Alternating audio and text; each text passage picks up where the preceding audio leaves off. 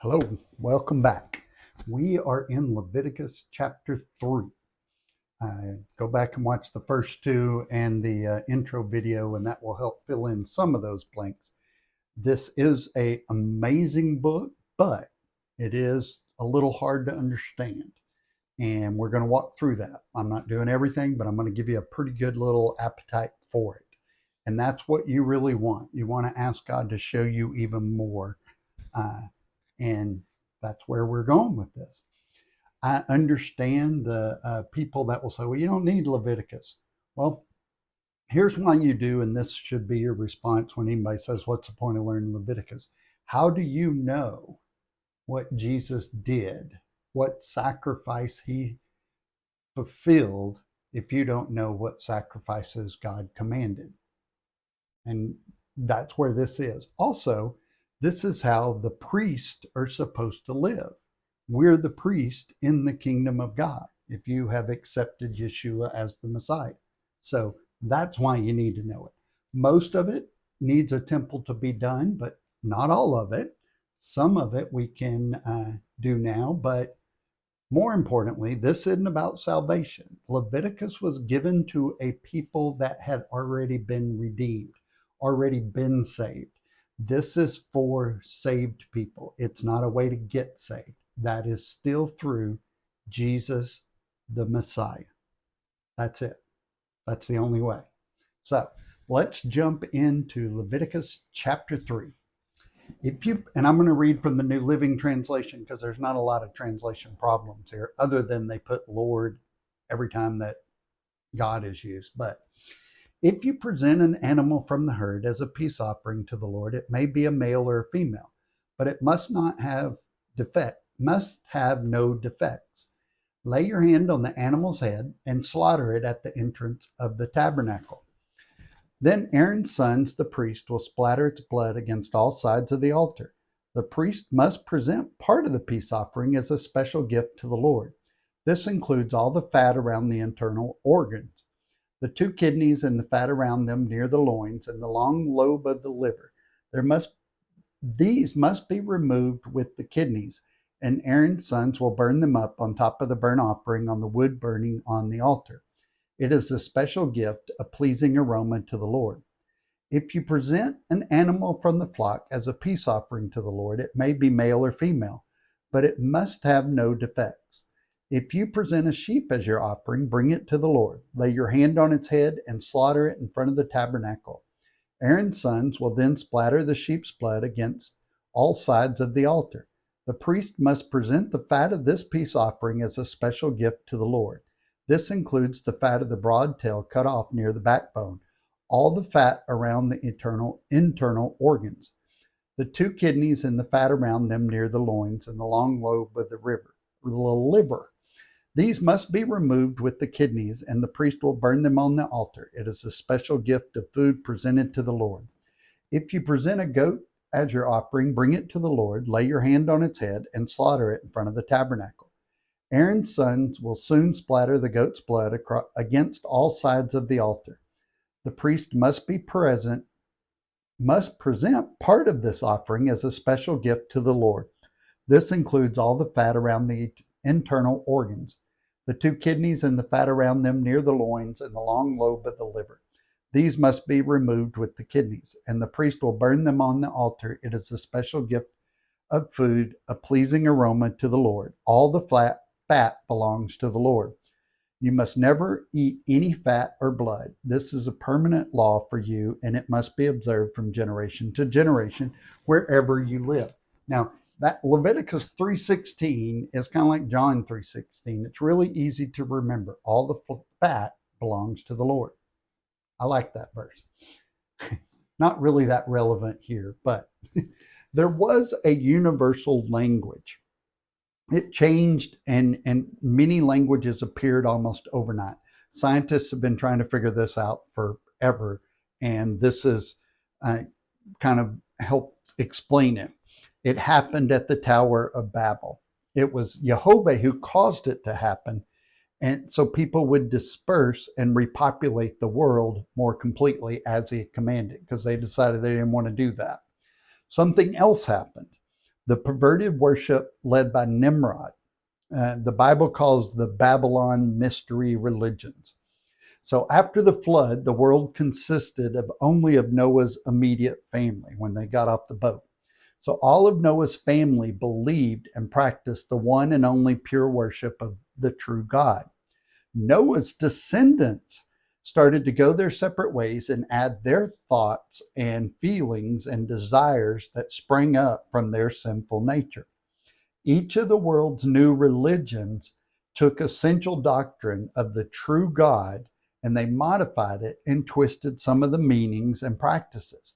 They all have a flood story. Every religion has a flood story.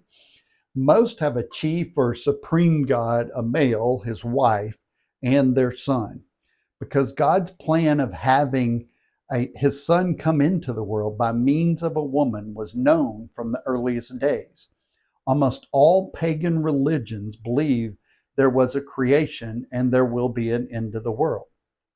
So what we see God doing with Moses is Israel and the law is reestablishing his justice and worship system, the way it's supposed to be done. So he's cleaning things up and removing basically the things that didn't belong.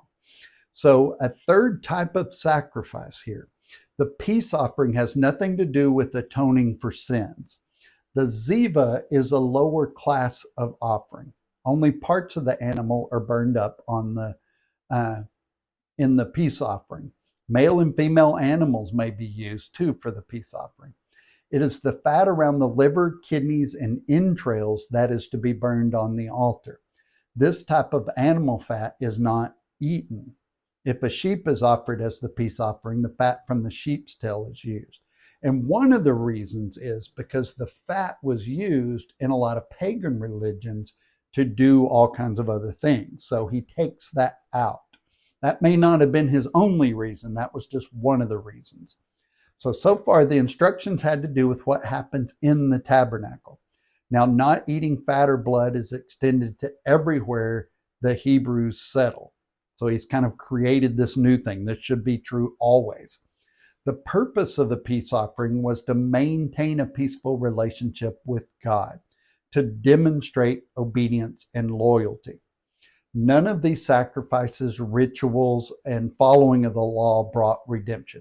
It was all given to a people that had already been redeemed. So, rather, God redeemed Israel and then he gave them the laws and the rituals. So, when somebody says, well, following the law, trying to be saved is a waste of time. Yeah, because that's not what it was created for. None of these rituals were created for that. They were all given to people that had already been redeemed. So the point was, how do you maintain peace with God? And this is how. Now we have Jesus Christ, Jesus the Christ, who satisfied those peace offering requirements. So we have peace with God, and therefore we should be obedient to God. So they first offered the Olah, the O-L-A-H, which is designed to gain God's attention and favor. And then next is the peace offering. The vow offering was typical to make a vow to God that if he helped you, you would do something for him. Now, we've all done that at some point. God, if you'll do this, I'll do that. In Genesis 28, chapter 28, verse 16 through 22, it says this. Then Jacob awoke from his sleep and said, surely the Lord is in this place, and I wasn't even aware of it. But he was also afraid and said, what an awesome place this is. It is none other than the house of God, the very gateway to heaven. The next morning, Jacob got up very early. He took the stone he had rested his head against. He set it upright as a memorial pillar. Then he poured olive oil all over it. He named the place Bethel, which means house of God, although it was previously called Luz. Then Jacob made this vow, if God will indeed be with me and protect me on this journey, and if he will provide me with food and clothing, and if I return safely to my father's home, then the Lord will certainly be my God.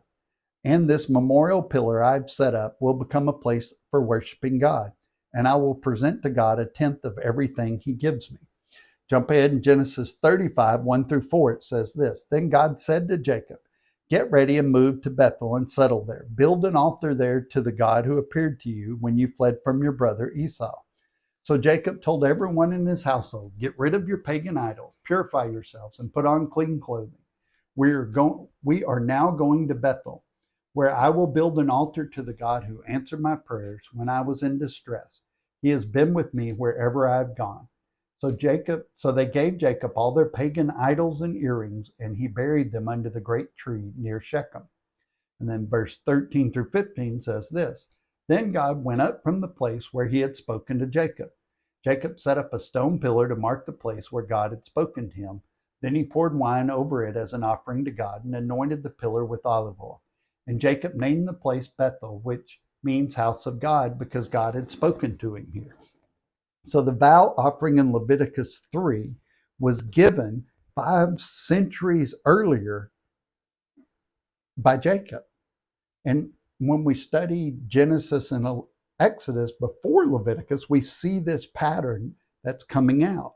And that's why it's important to study this, because otherwise we wouldn't see it. So what Jacob did was customary for his day. The free will offering was an expression of gratitude. All 3 types of peace offerings, Ziva, ended with the sacred meal, typically involving both the worshiper and the priest. We will not find the term peace offering or Ziva in the New Testament. So you need to know that in order to understand what's going on in the New Testament. In Acts, when Paul paid for the offerings of the 4 men, he was paying for the sacrificial animals that were being used in this. When we're done studying Leviticus, as you read the New Testament, you'll find yourself recognizing the various kinds of sacrificial offerings. And that's important. Otherwise, what basis would we have for understanding that? So the Olah first got God's attention. The worshiper was allowed to come near the Lord. Then the worshiper may offer a gift to God. Now, the gift is more in nature of a tribute. It's a required gift, a ransom, so to speak. So the peace offering was built on the Olah in the Mishnah. The peace offering established a fellowship, shalom, peace between the worshiper and God that could not occur until God found the worshiper acceptable and a tribute was paid. Together, the 3 offerings established and maintained peace and fellowship with Jehovah. So Yeshua, Jesus the Christ, is the fulfilled type that is being presented in Leviticus. No one can approach God using a different method. It's only through Yeshua. So the first thing that his death and resurrection did was it made us as believers acceptable to God. It all starts there. God had no interest in our gifts if we're not acceptable to him. And Yeshua did that. That's why accepting Yeshua makes you and I acceptable to God. So there's a lot that has to happen before God is interested in dealing with our sinful behaviors. First, our nature must be dealt with. Then our behavior. This is the God-ordained nature and order of things. This is the way he set it up. We don't become acceptable to God because we stop trespassing. Rather, Christ is, as the Olah, the offering that allows us to come before God. So stopping our bad behavior doesn't change anything for God. It's accepting Christ as our Olah that makes us acceptable to learn how to change our behavior. So Yeshua's death or sacrifice in this realm makes us acceptable to the Father. If we accept what Jesus did by believing in it and trusting him, after we become acceptable to him, he begins to deal with our trespasses. That's how it works. Once we get in, then he starts to change us. We don't have to change first.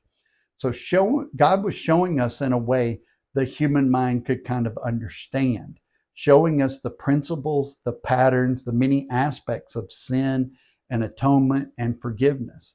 And in all this, he's showing his holiness and his justice. That's the value of Leviticus. And that's what we specifically learn in Leviticus chapter 3. So don't forget, pray, ask God to show you even more, and share this with as many people as you can. Love God, love people, and change the world.